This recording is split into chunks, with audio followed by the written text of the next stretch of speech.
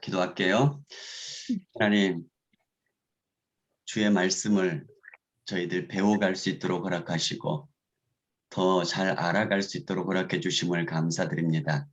신약개론을 배우면서 우리 하나님의 말씀을 더 잘 깨달아 알게 도와주시고 또 더 깨달으면서 읽을 수 있도록 도와주시옵소서. 그 아멘. 말씀을 가까이 할 때마다 그 말씀 속에 있는 우리 하나님의 능력이 우리 가운데에도 충만하게 체험되게 하여 주시옵소서. 오늘도 주님께서 함께해 주시옵기를 원하오며 예수님 이름으로 기도드립니다. 아멘. 아멘. 네.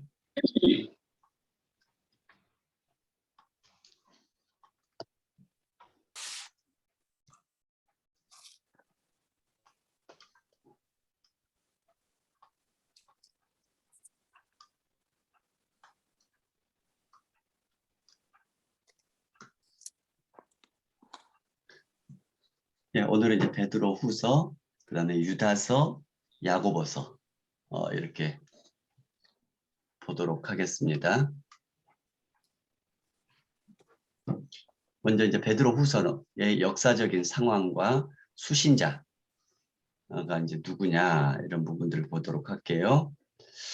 먼저 역사적인 상황은 공동체 내에, 그러니까 교회 내에 출현한 거짓 교사들이 있더란 얘기죠.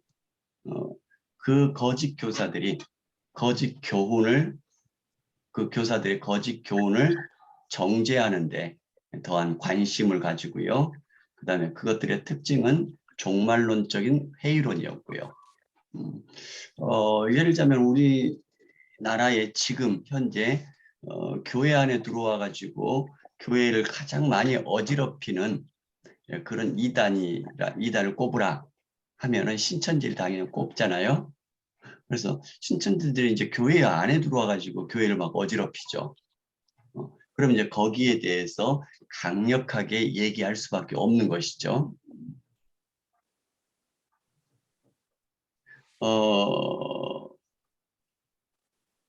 2년 전인가요? 2년 전인가 3년 전인가? 그때 이제 우리 교회에 이렇게 오셨던 분 중에서 그분이 뭐 이렇게 아는 지인이라시는 분이 가끔 우리 교회 데리고 오셨는데 이제 그분이 어느 날 갑자기 저한테 책을 한 세트를 선물로 준다고 보내왔어요. 선물로 한 뭐 열 몇 권, 뭐 스물 권 가까이 되는 한 세트를 보내왔어요. 근데 이제 그걸 봤더니 뭐냐면은 제칠 안식교회, 제칠 안식교회 거기에서 출간된 책이에요. 그거를 저한테 주더라고요. 그래서 이제 그분을 이제 우리 교회 데려오신 분에게 제가 이제 강력하게 얘기를 했더니 책을 준 그분도 안 나올 뿐만 아니라 그 소개해가지고 같이 나오셨던 그분도 안 나오셨어요. 다른 데로. 그래서 이단들을 대처할 때는 좀 강력하게 이렇게 대처를 해야만 됩니다. 그런데 지금 이 베드로 후서의 역사적인 정황이 보니까 교회 안에 거짓 교사들이 출현을 했다라는 거죠. 그러니까 거기에 대해서 거짓 교훈들을 정죄하는데 더한 관심을 가지고 얘기를 하고 있고요. 그 다음에 그 거짓 교사, 여기 베드로 후서에 나와 있는 거짓 교사들의 특징은 종말론적인 회의론, 뭐 이런 얘기들이 주로 이루고 있고요. 근데 대부분의 그 이단들은 종말론을 가지고 얘기를 많이 해요.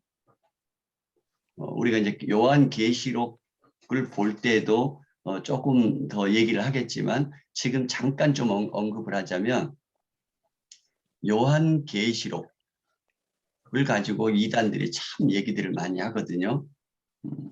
그런데 요한계시록은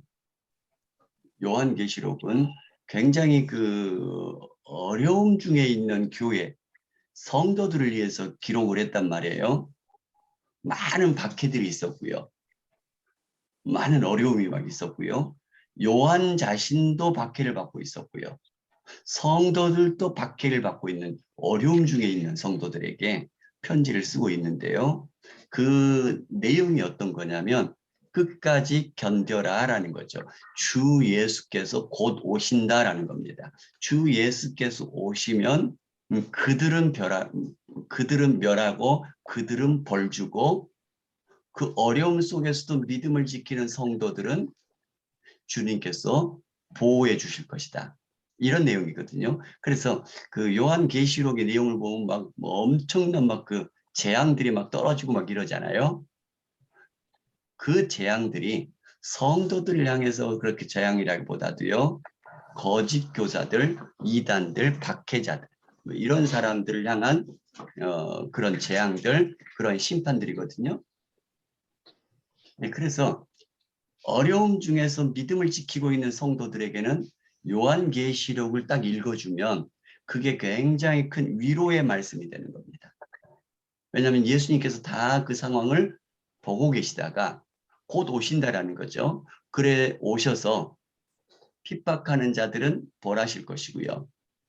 어려움 중에서도 신앙을 지키는 사람들은 하나님께서 보호하시고 지켜주실 거라는 거죠.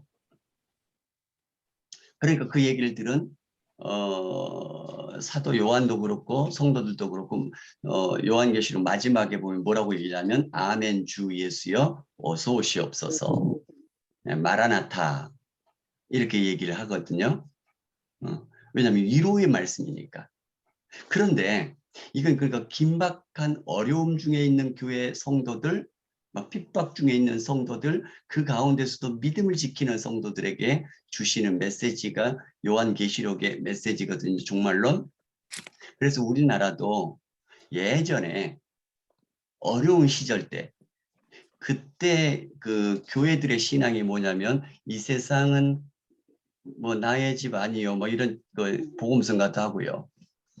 그러니까 이 세상이 너무 어려우니까 그러면서 요한계시록도 참 많이 한국 교회가 많이 보고 그랬었어요. 그러니까 어려울 때에 하나님의 위로의 메시지가 있는 것이 요한계시록입니다.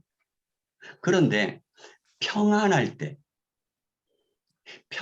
요한계시록을 주구장창 얘기하고 강조하고 하는 교회가 있다면 물론 다는 아니겠습니다만은 우리가 경계를 하고 봐야 될 필요가 있다는 거죠.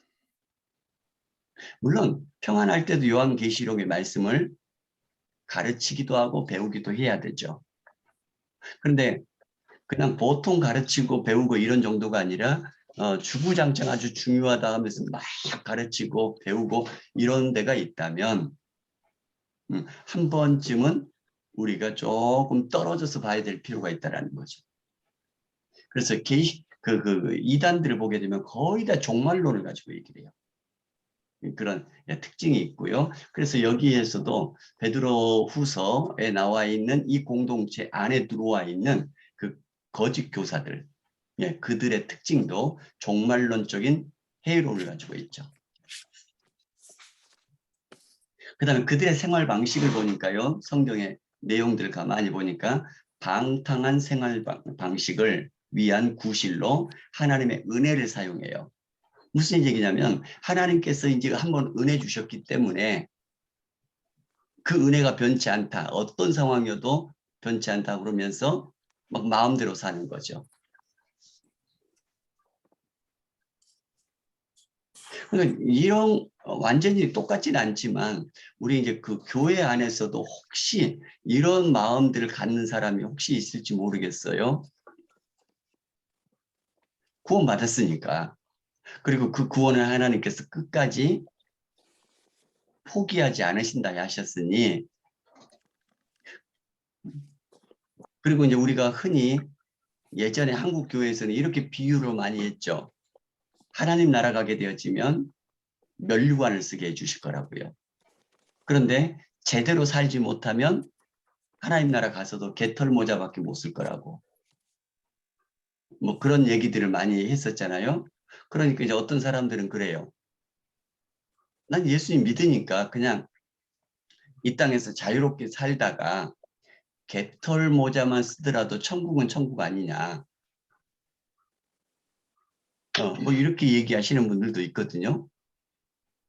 그게 뭐냐면 하나님의 은혜를 사용을 해가지고 자기의 방탕한 생활을 변명하는 구실로 쓰는 거죠.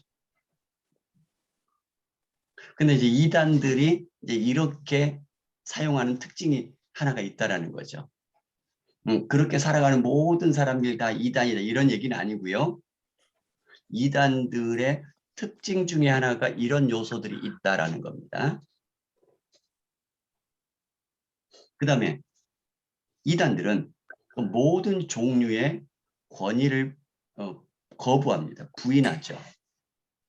그러니까 교회 안에서 사도의 권위, 목사의 권위, 뭐 이런 권위들이 있잖아요. 그것들을 거부하는 거죠. 왜냐하면 하나님은 질서의 하나님으로 하나님께서 각각 직분과 각각의 은사들을 직분들을 세우시고 은사를 주시고 이렇게 하셨잖아요. 근데 이제 그것들을 거부하는 거죠. 이런 것들도 여기에 나와 있는 이단들의 특징 중에 하나다 이거고요. 그 다음에 육체의 죄, 동성애를 포함한 부정한 성관계, 그 다음에 부절제하게 먹고 마시는 것, 또 금존욕, 이런 것들에 대해서 자유롭게 막 하고 있더라는 거죠.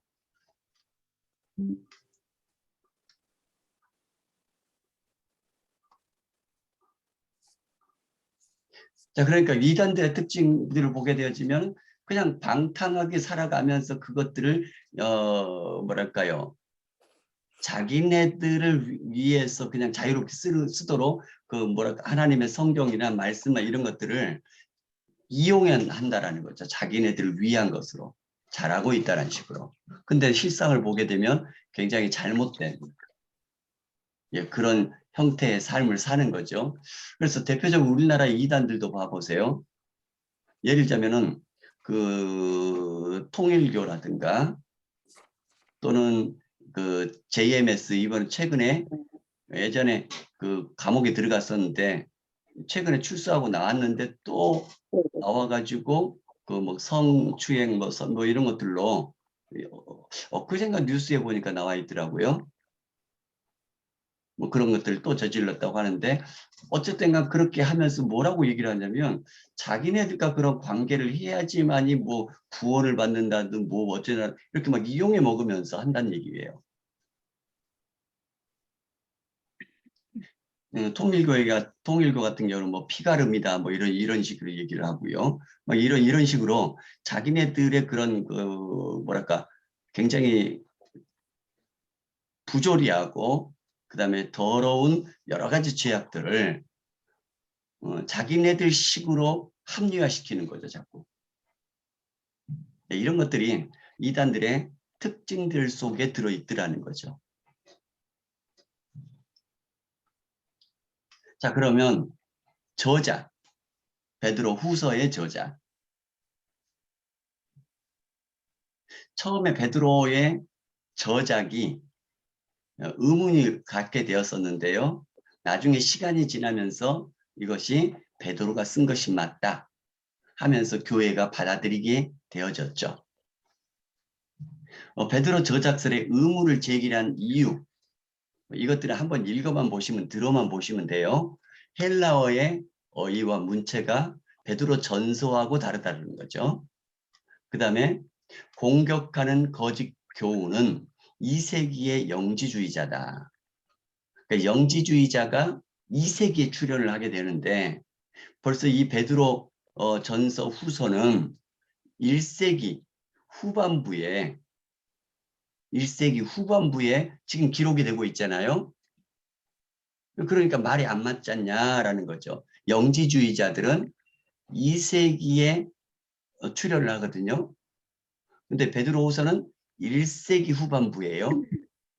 1세기 후반부터 영지주의가 없었는데 왜 영지주의 같은 이단들을 책망하는 그런 말씀이 벌써 기록이 됐냐 이런 의문을 품는 거죠. 그 다음에 베드로후서 3장 15절 16절 여기에서 성경이 바울 서신들이다 라고 이제 주장을 하는 거죠. 그 다음에 조상들의 죽음 언급, 사도 전승 중요성, 그다음에 재림이 지체될 수 있다 가르침은 임박한 재림의 소망이 사라지고 교회의 권위가 출현되어 기록될 것이다.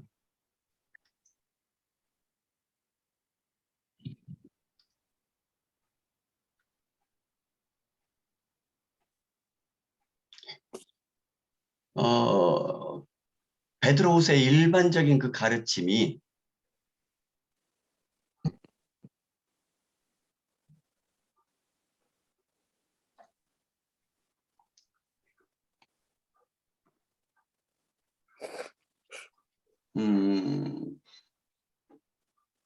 임박한 재림의 소망이 사라지고 그다음에 교회의 권위가 약화될 거고 뭐 이런 표현들이거든요. 이런 것들을 가지고 이제 의문을 품기 시작했고요. 그다음에 초대교회에서 강력하게 증언하지 않는다. 전번에도 여러 번 계속 나오는 것이 뭐냐면요. 성경 자체에 명확한 증거가 없을 때에는 초대교회 교부들의 글들을 보죠. 그러면 거기에서 이 글들에 대한 증언이 있느냐 없느냐를 읽어보는데 초대교회에서 베드로 후서가 베드로가 기록했다라는 그런 강력한 증거가 잘 보이지 않는다라는 거죠. 그 다음에 베드로의 임박한 죽음 언급과 가르침을 기억하라는 유언의 형태다. 뭐 이런 얘기들로 베드로의 저작을 의심을 한다라는 거죠. 그 다음에 반대로 베드로의 저작을 주장하는 변명이죠. 의식적으로 수사학적 연설 형태를 모방 가능성도 있고요. 독자들과 공통되는 근거를 만들어내기 위해서 이렇게 쓸 수 있다, 있을 수도 있다 이제 얘기하는 것이고요. 그 다음에 거짓 교사들이 영지주의자 가능성이 있다라고 하는데 그건 이제 희박하다 이제 이런 얘기를 하고요.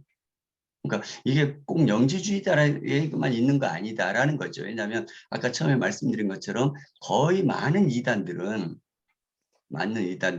이 종말론에 관해서 꼭 가지고 있고요. 또 이단들의 특징들이 이렇게 비슷비슷하게 겹치는 부분들이 많아요.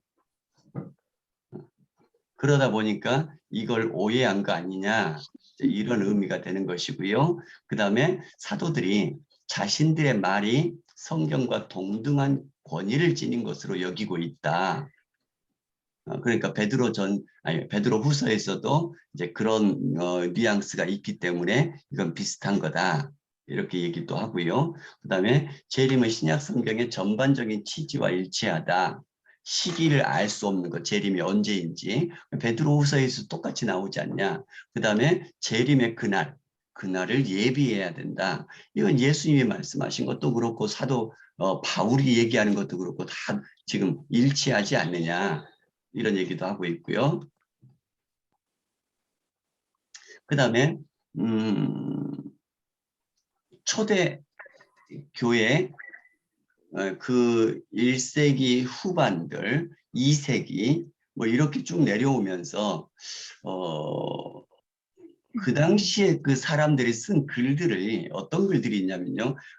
예를 들자면 여러분들이 이런 것들은 들어보셨을 거예요. 위경, 외경, 위경 이런 얘기는 들어보셨죠. 이게 뭐냐면요.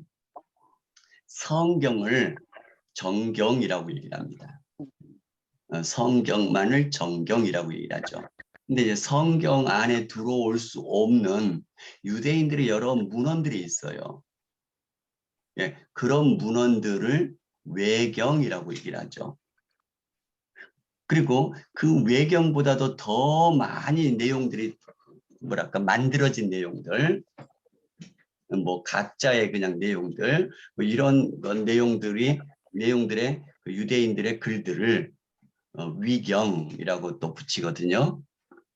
그런데 그 외경이나 위경들을 보게 되어지면 어떤 특징들을 또 가지고 있냐면요. 뭐 2세기, 뭐 3세기 이럴 때 쓴 글인데도 예를 들자면 베드로가 쓴 글이다. 또는 요한이 쓴 글이다. 하면서 1세기에 사도들이나 제자들이 쓴 글처럼 그렇게 기록을 남기는 글들이 많이 있어요. 근데 그게 옛날에 유대인들의 글 쓰는 전통 중에 하나였다고 그래요. 그래서 자기네들이 존경하는 사람들의 자기가 써놓고는 지금 살아있는 분들이 아닌 훨씬 이때의 분들인데도 그분들이 쓴 것처럼 이렇게 글을 쓰는 경우들이 종종 있었다고 그래요. 그래서 베드로 이름에 위작들이 많아서 분류할 때는 신중해야 된다. 이런 이제 의견들을 내면서도 얘기를 하고요. 그다음에 PPT 6번에 보니까요.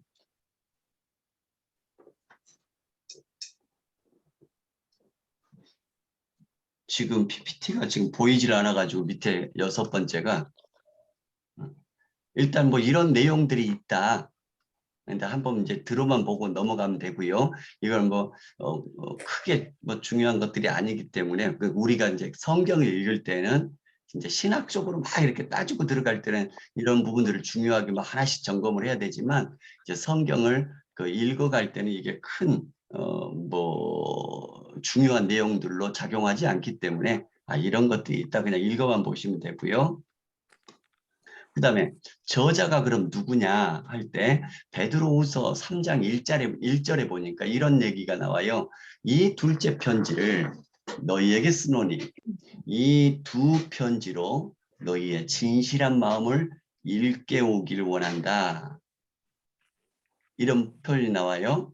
그러니까 이 둘째 편지 그 말은 첫째 편지가 있다는 얘기잖아요. 그렇죠? 그 다음에 이 두 개의 편지로 너희의 진실한 마음을 일깨워 주려고 한다. 그러니까 전서가 있고 후서가 이것이 후서다. 이런 내용을 주는 거죠. 이것을 통해서 베드로의 저작을 주장을 해요. 베드로 전서 베드로가 썼고 베드로 후서도 베드로가 썼고.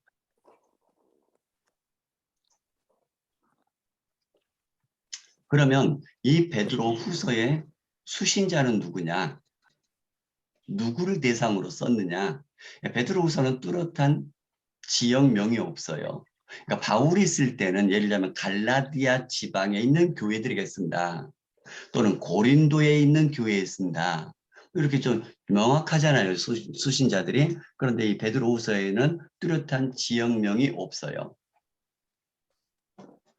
그래서 베드로 전서와 후서의 수신자가 동일할 것이다. 이거 다 방송이 나가 왜 이래? 네, 그래서 내용은 일단 수신자가 동일한 사람들일 것이다 하면서 여기는 어느 한 지역의 그런 사람들이 아니라 바울이 소아시아 지방에 전도를 했다고 그랬잖아요. 근데 전도하지 않은 소아시아 그 북쪽 지역 쭉 그 지역에 있는 성도들에게 아마 편지했을 것인데 베드로후서도 정확하게 기록된 게 없으니까 아마 거기 동일한 사람들에게 편지를 했을 것이다 라고 추정을 하죠. 그 다음에 교회 내에 다른 교훈, 그러니까 거짓 교훈, 이단들이죠. 이런 교훈의 위험 속에 지금 떨어져 있다는 거죠. 그래서 전서를 기록한 직후에 곧바로 후서를 기록해서 보냈을 것이다. 자, 그러면 베드로후서의 이제 내용들, 주제들이 어떤 내용들을 가지고 있는가? 이 내용들을 보면서 이 내용의 그림들을 좀 그리고, 그러니까 베드로후서 이단들이 교회를 어지럽히고 있습니다. 그들에게 지금 편지를 쓰다 보니까 이제 내용 또는 주제 이것들이 어느 정도 쭉 나올 수가 있겠죠.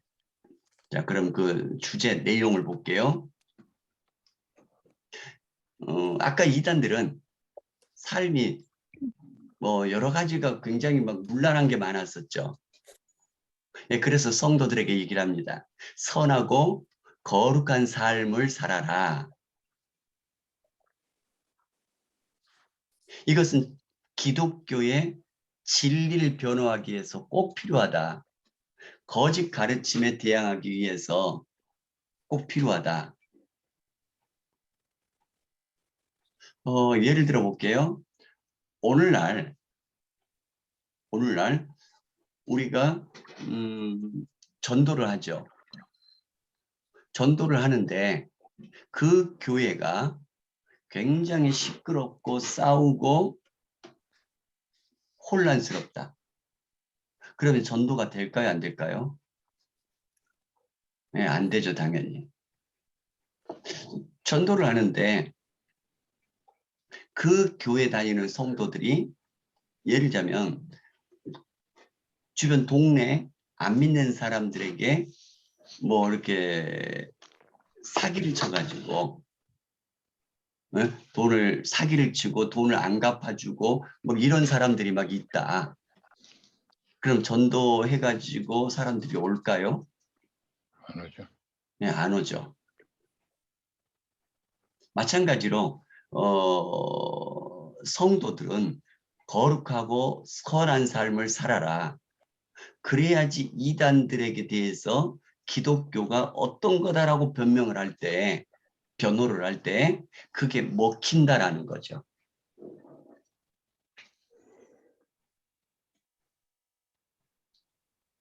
뭐 이런 것도 이렇게 생각해 보시면 될 거예요. 어느 교회나 성도님들이 거의 많이 이렇게 생각하는 것 중에 하나도 이런 거죠. 예를 들자면 목회자가 성경 말씀에 설교를 하죠. 그런데 목회자가 설교를 하는데 목회자의 생활이 성도들에게 본이 되지 않는 그런 삶을 사는 것들이 자꾸 보이면서 설교를 하게 되면 성도들이 뭐라고 생각할까요?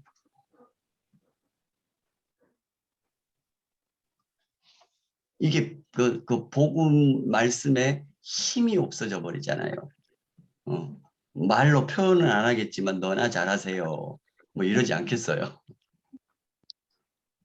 그러니까 이 이단들, 거짓 교사들 이들을 향해서 기독교의 복음이 바르다라고 변호를 하기 위해서는 선하고 거룩하게 살아야 된다. 그것이 필요하다.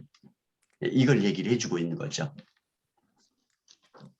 기독교 신앙은 사람들이 꾸며낸 것이 아니고 자신이 직접 목경했다라고 강조를 하고 있죠. 그러니까 베드로는 예수님의 12 제자들 중에서도 수제자잖아요. 그러니까 자기 자신이 직접 경험했다. 뭐 이것까지 얘기를 하고 있는 거죠.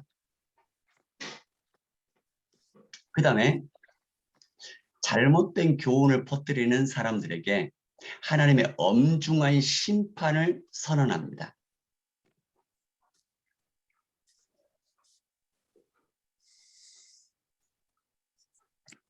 그러니까 거짓 교사들, 여기에 베드로후서에 나와 있는 그 거짓 교사들의 또 특징 중에 하나가 뭐냐면 구약 거짓 선지자들의 그 전통을 따르고 있는데요. 반드시 하나님의 심판이 임한다. 구약에서도 그런 사람들에게는 심판이 임했다. 지금도 바로 이런 사람들 하나님의 심판이 지금 기다리고 있다. 뭐 이런 강력한 경고를 주고 있죠. 그러니까 하나님의 교회를 거짓 교훈으로 어지럽히는 사람들에게는 분명한 심판이 기다리고 있다는 거죠. 자, 그러니까 크게 베드로후서 크게 보면 두 개죠. 기독교를 변호하기 위해서라도 선하고 거룩하게 살아라. 이런 메시지 하나 하고, 그 다음에 이단들, 거짓 교사들, 그들에게도 구약에서도 이런 사람들이 있었는데, 비슷한 사람들이 있었는데 하나님이 심판하셨다. 지금 너희들에게도 하나님의 심판이 기다리고 있다. 강력하게 경고를 하고 있죠.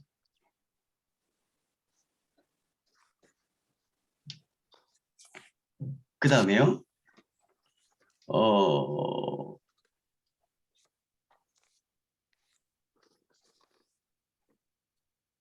이 베드로후서의 주제를 보게 되어지면 이걸 이제 키아스틱 구조라고 하는데요.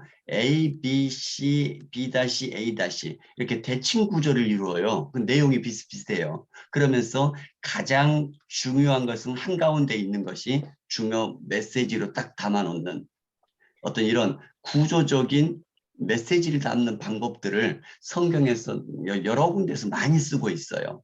그래서 처음에 1장 1절에서 15절에 보니까 힘쓰라라는 주제가 있고요. 그거하고 같이 대꾸를 이루는 것이 A-인데 3장 14절에서 18절 거기도 똑같이 힘쓰라 라는 주제의 내용이 나와요.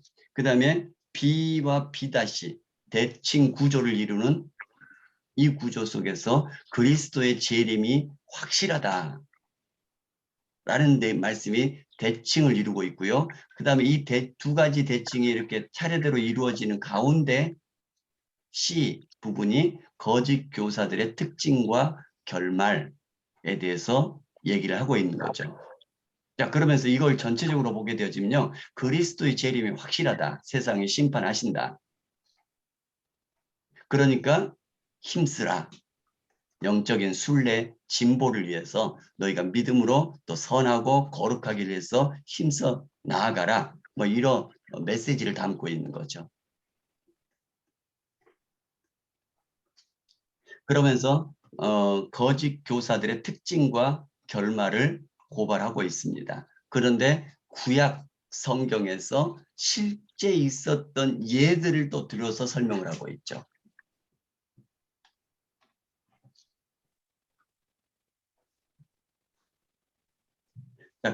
거짓 교사들 이제 기본적인 묘사가 나오고 있고요. 그들 정죄하지만 구약 인용으로 독자의 마지막 운명을 위로하고 있고요. 그다음에 거짓 교사들의 오만, 음탕함에 초점을 두고 묘사하고 있고요. 또 마지막 묘사와 또 정죄에 대해서 구약 성경을 예시로 들면서 비유로 사용하고 있죠. 구약에서도 이런 거짓 교사들 가리키는 사람들 하나님께서 이렇게 심판하셨다. 보여주는 것이고요. 지금도 그와 비슷한 길을 걸어가는 사람들 반드시 정죄할 것이다. 심판하실 것이다. 정죄의 메시지가 들어있는 것이 베드로 후서의 내용입니다.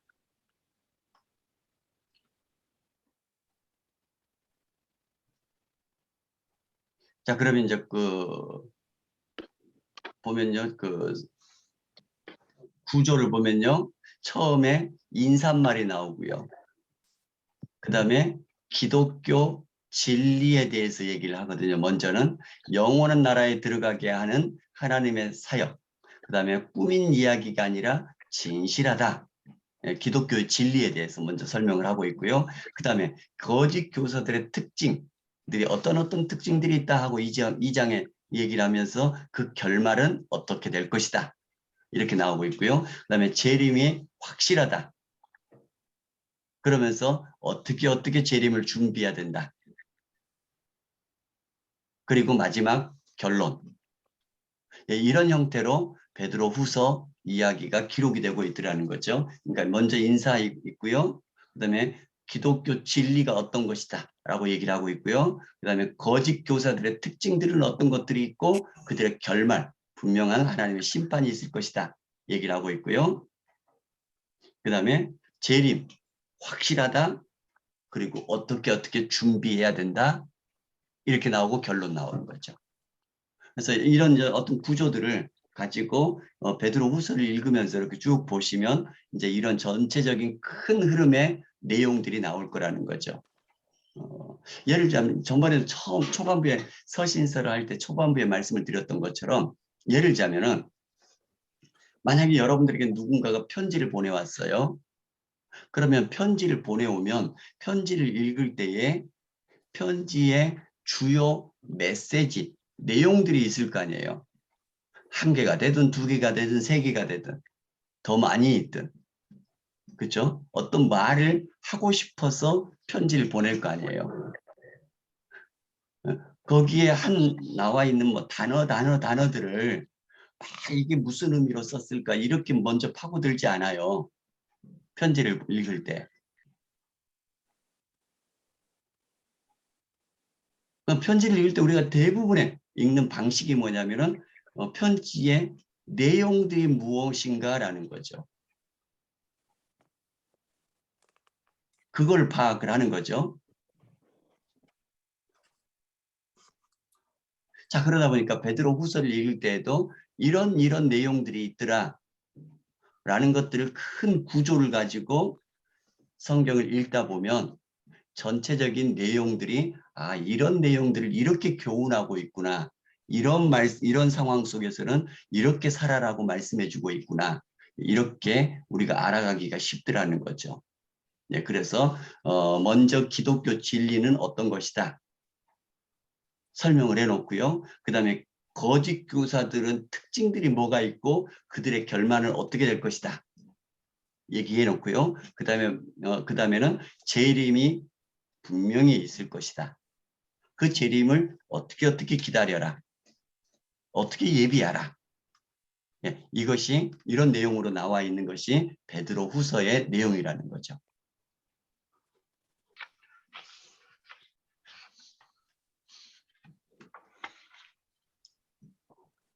자, 그러면 이 베드로 후서는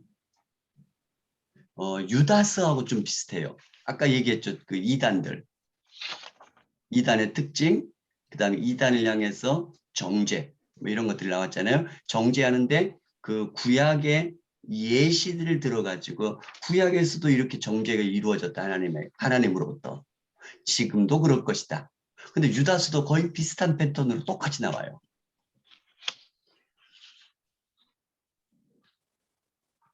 그래서 거짓 교사들은 옛적부터 있었다. 정죄되었다. 옛적부터. 예, 똑같아요. 유다서에도 똑같이 나오고요. 그 다음에 거짓 교사들은 주 예수 그리스도를 부인한다. 이게 유다서 4절에, 유다서는 1장밖에 없거든요. 4절에 베드로후서 1장에 나와 있는 것과 똑같아요. 그 다음에 유다서 6절에 보니까 심판 때까지 갇혀 지내는 천사들에 대한 이야기가 나와요. 베드로후서 2장 4절에 그 얘기가 나오고요.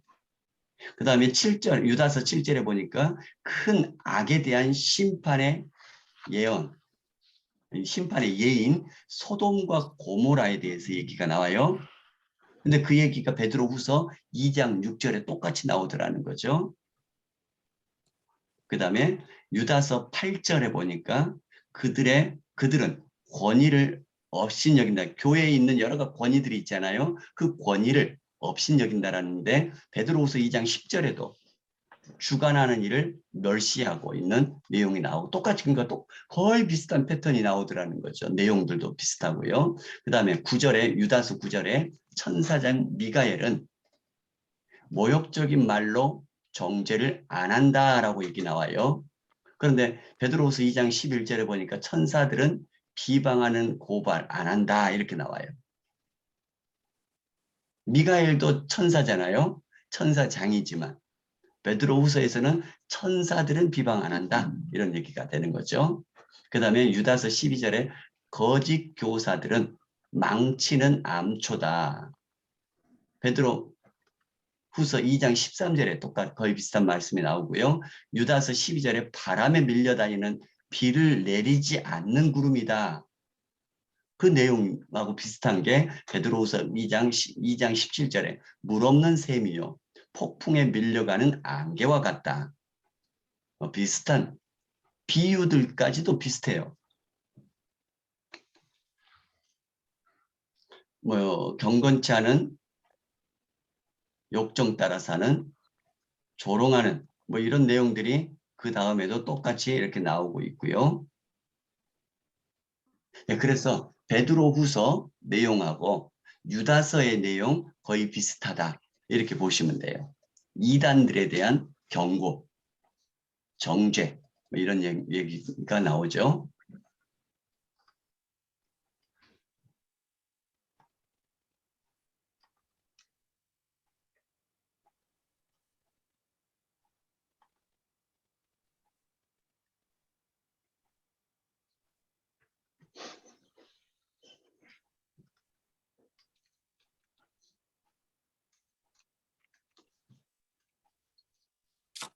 자, 그다음에 유다서를 보도록 하겠습니다. 유다서는 1장으로만 구성되어 있어요.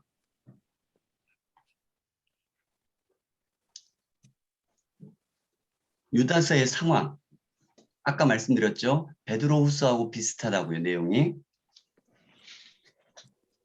유다서에도 보니까 가만히 들어온 거짓 교사들이 있다, 이렇게 얘기를 하고 있어요. 그들을 묘사하면서 방탕한 생활 방식을 정죄하고 있더라는 거죠. 그 거짓 교사들은 유다서에 보니까 자랑하는 말을 내고요. 이기적이고요. 기존 교회의 권위를 멸시하고 있고요. 탐욕스럽고요. 음란하고요. 그 다음에 스스로 공동체 지도자라 주장하지만 그들의 가르침에는 내용이 없고요. 베드로후서에서 묘사되고 정제된 이들하고 거의 비슷하다라는 거죠.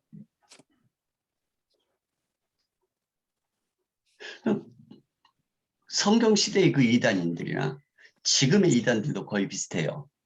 뭐 지금의 이단들 우리가 많이 나오는 그 이단들이 뭐죠? 사람들을 억압하고 사람들에게 협박하고 겁주고 해가지고 막 돈들을 다 헌금하라는 명목으로 막 뜯어가는 거죠. 그러면서 자기네들은 호의호식하고 아주 누리면서 살고요. 그리고 이단들은 거의 대부분은 음란하고요. 성적인 죄악들이 있죠. 굉장히 옛날이나 지금이나 많이 이단들 보면 유사한 것들을 보게 되죠. 예, 그런 내용들이 이 유다서에도 있더라는 거죠. 아까 베드로후서에서도 나와 있었죠. 방탕한 생활들을 하면서 그것들을 자기네 식으로 또 정당화시키고요. 뭐 그런 것들이 있고 음란한 것도 있고 탐욕을 부리는 것도 있고 거의 뭐 비슷해요. 그런 얘기들이.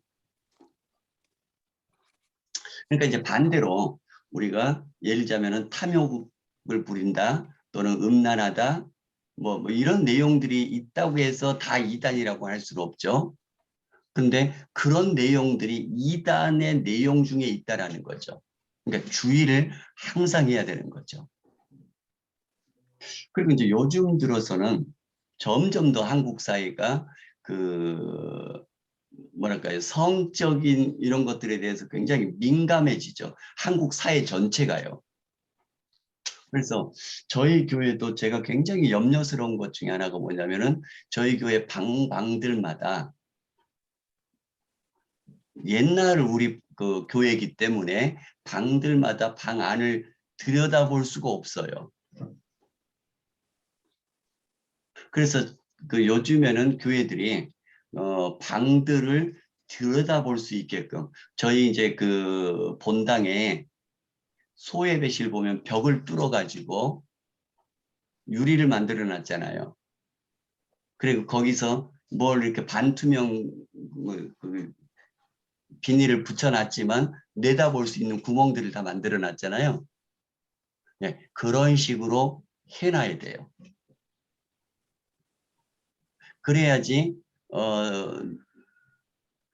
혹시라도 그런 유혹에 안 빠져 들어가게 만들고요. 그다음에 오해를 불러일으키지 않게 만드는 거죠. 그래서 요즘 갈수록 그렇게 계속해서 한국 사회는 더 민감해지기 때문에 교회에서도 그런 부분들은 미리 조심해 주는 게 아주 좋죠. 그래서 제 생각에는 저희 이제 교회에도 그 각 방의 문들을 내다볼 수 있는, 예, 그런 문으로 창을 내버리든지 아니면 그런 문을 그냥 다 바꾸든지 해야만 되는 거죠.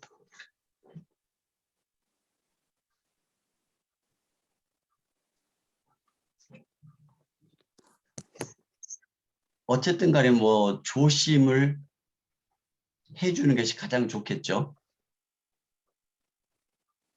그다음에 이제 제가 이제 벌써 옛날 사람이 돼버려서 그런지 모르겠는데, 우리 학생들, 청년들 이렇게 보면 간혹가다 굉장히 그 사귀고 뭐 이런 것들에 대해서 개방적인 것들을 보게 되어져요. 근데 그냥 이제 보통 잘 사귀면 모르는데 굉장히 뭐랄까요, 어른들 막 있는 데서도 막 그냥 자유롭게 스킨십 하고요.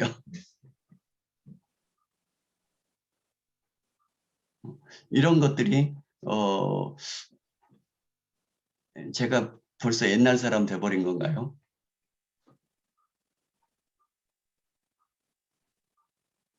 아무튼 그런 부분들이 점점 한국 사회가 전체적으로 그렇게 되어 가는데 우리 젊은 세대들도 거기에서 너무 막 열려가는 듯한 느낌.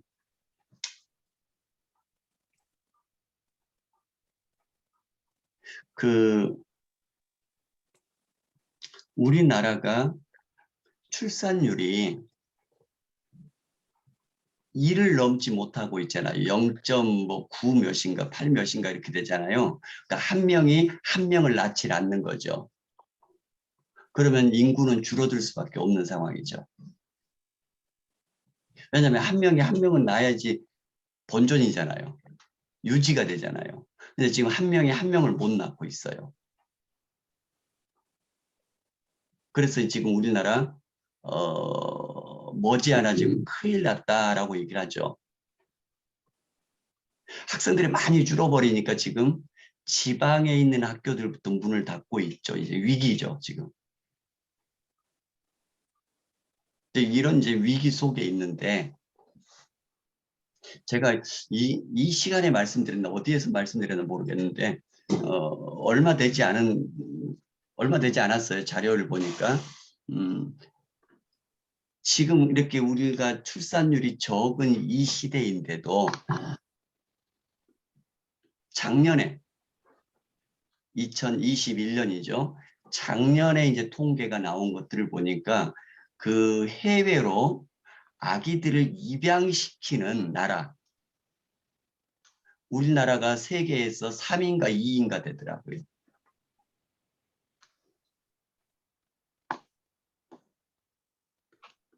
그러니까 지금 그렇잖아도 아기들을 안 낳아가지고 지금 우리나라 큰일 났다라고 하는데 그나마 태어난 아이들 중에서도 그 많은 아이들을 해외로 입양시켜버리고 있더라는 거죠. 굉장히 뭔가 잘못돼 가고 있는 거죠. 그런데 여기에서 국가 정책으로도 지금 잘못돼 가고 있는 것 같고요. 왜냐하면 낳은 아이들이라도 우리나라에서 잘 기를 수 있도록 하면 될 거 아니에요. 근데 그나마도 적은 아이들, 그 중에서 또 많은 아이들이 해외로 지금 입양 가고 있더라는 거죠.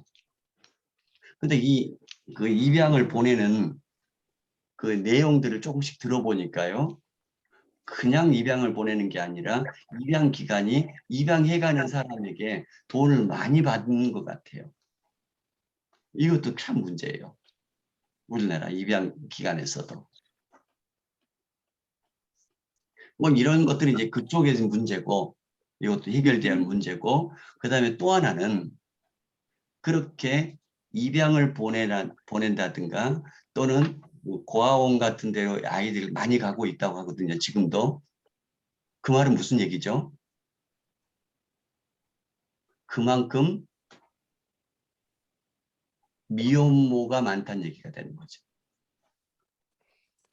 뭐 그렇지 않은 아이들도 있겠지만 절대 다수가 미혼모가 많다는 얘기죠. 그러니까 결혼하지 않고 그렇게 아기들을 낳는 경우들이 많다 보니까 키우질 못하잖아요.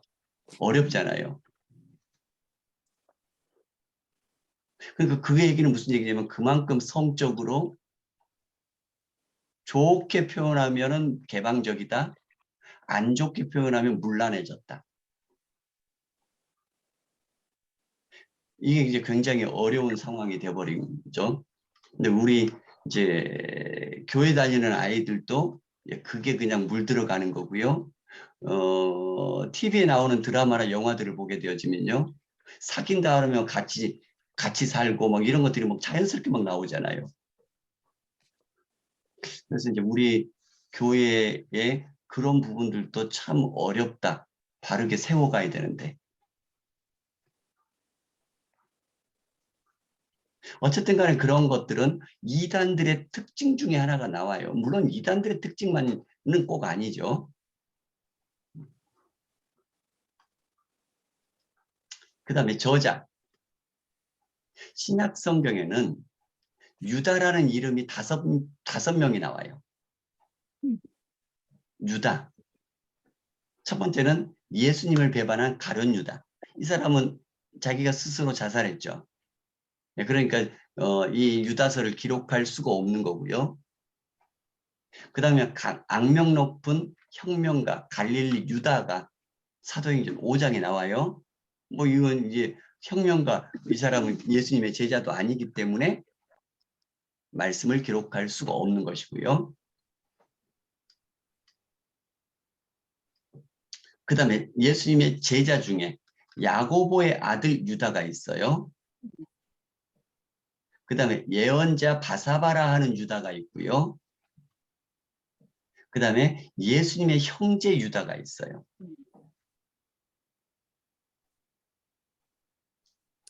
자, 그런데 야고보의 형제 유다라고 묘사가 되어 있거든요. 유다서를 보게 되어지면 저자에 대해서. 그런데 이 야고보는 초대교회에 널리 알려진 사람이죠. 예를 들자면 이런 거죠. 누군가에게 나를 모르는 누군가에게 나를 소개를 하려고 할 때 가장 좋은 소개 방법 중에 하나가 뭐냐면은 유명한 사람과 나하고 관계가 되어 있으면 나는 그 사람과 어떤 관계의 사람이야 이렇게 얘기를 하죠. 그러니까 마찬가지로 지금 교회 안에서 야고보가 이미 알려져 있는 유명한 사람이에요. 그래서 유다가 얘기하는 거예요. 나는 그 야고보의 형제인 유다다. 이렇게 이 유다가 기록하고 있다. 이렇게 얘기를 하고 있는 거죠. 그러면 초대교회에서 알려져 있는 야고보가 누구냐? 알려져 있는 야고보는 두 사람이 나오거든요. 한 사람은 예수님의 제자 야고보가 있고요. 한 사람은 예수님의 형제 야고보가 있고요. 그런데 예수님의 제자 중에 한 사람인 야고보는 사도행전 초반부에 순교를 당해요. 그러니까 이 사람이 순교당하기 전에 야고보서를 쓸 수 있는 시간적인 여유가 없었어요. 그럼 남아있는 유명한 사람이 누구냐면 예수님의 동생 야고보. 그 사람이 사도행전 15장에 보면 사도회의에서 아마 총회장 같은 역할을 해요. 다른 사람들이 다 이런저런 증언을 했을 때에 마지막으로 결론을 딱 내려준 사람이 이 예수님의 형제 야고보거든요. 자, 그러니까 야고보의 형제 유다가 이 글을 쓴다라고 했으니까요. 초대교회에 이미 알려져 있는 야고보, 예수님의 형제 야고보라는 거죠. 그 야고보의 형제 유다가 지금 쓰고 있다. 그 말은 무슨 얘기냐면 유다가 누구라고요? 예수님의 형제가 되는 거죠.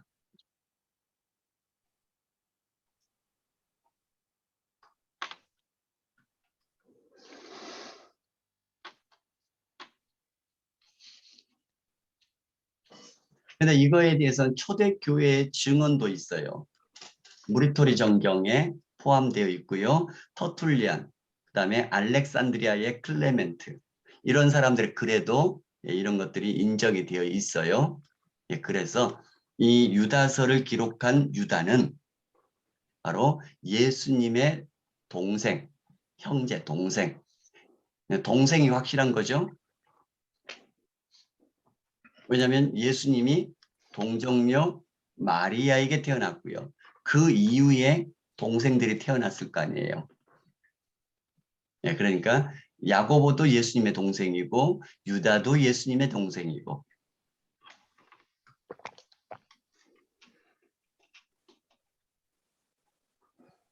그 다음에 이 유다서도 정경성에 대해서 의문을 제기하는 말들이 나와요.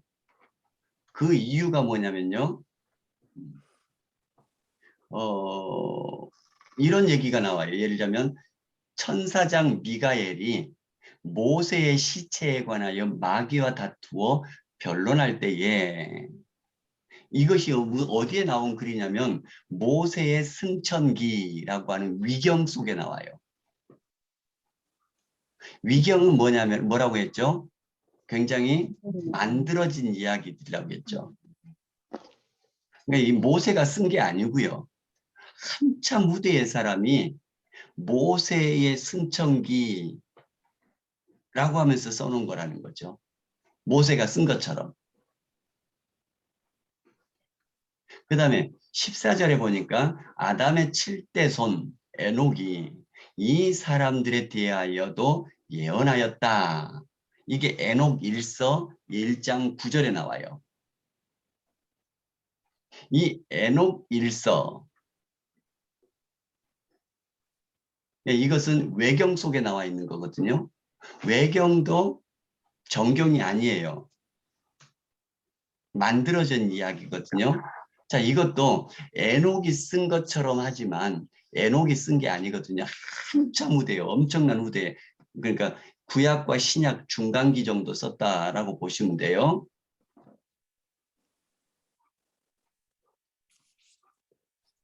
그러니까 이렇게 성경으로 인정되지 않고 사람들이 만들어 놓은 이야기란 얘기예요. 쉽게 얘기하면 그 이야기에 만들어 놓은 이야기의 내용을 성경, 정경으로 인용해서 써도 되느냐라는 거죠. 그러니까 가짜의 내용을 진짜가 거기에서 인용하면서 써도 되느냐라는 얘기죠. 이렇게 쓰여져 있는 유다서가 정경이 맞냐라는 거죠.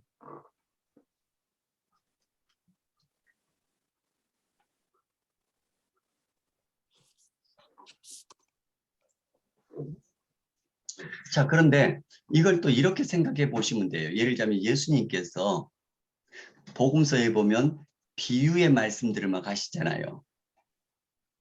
근데 그 비유의 말씀을 하실 때에 어떤 위대한 하나님의 말씀들만 가지고 풀어서 설명하시는 게 아니고 일상생활에서 그 당시에 일상생활에서 흔히 보이는 그런 이야기들을 가지고 성경 말씀을 해석해서 설명을 하시는 경우가 굉장히 많아요. 그게 이제 비유의 말씀들이거든요. 근데 그것을 하나님의 말씀으로 지금 인정을 하고 있어요. 그 당시 그냥 일반적인 생활 속에 흔히 볼 수 있는 것들인데도. 네, 그런 관점에서 보면 이 사람들이 만들어낸 이야기랄지라도 그것이 하나님의 말씀을 밝히는데 적합하다라고 생각이 되어지면 그것을 가지고 설명할 수도 있지 않느냐라고 이제 우리가 생각할 수 있다라는 거죠. 자, 그러면 유다서의 내용, 주요 내용, 이거는 우리가 한 5분 정도 있다가 쉬었다가 그렇게 하도록 하겠습니다.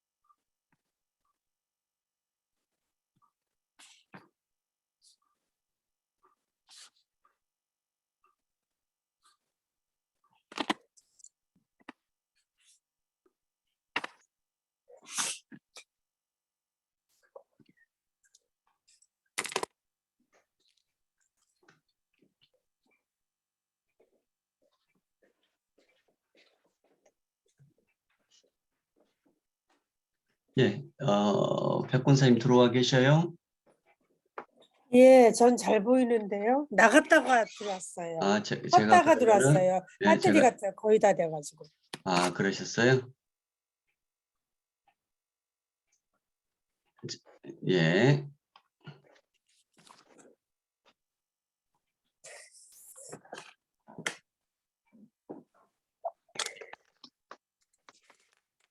자, 그러면은, 유다서의 내용을 보도록 하겠습니다.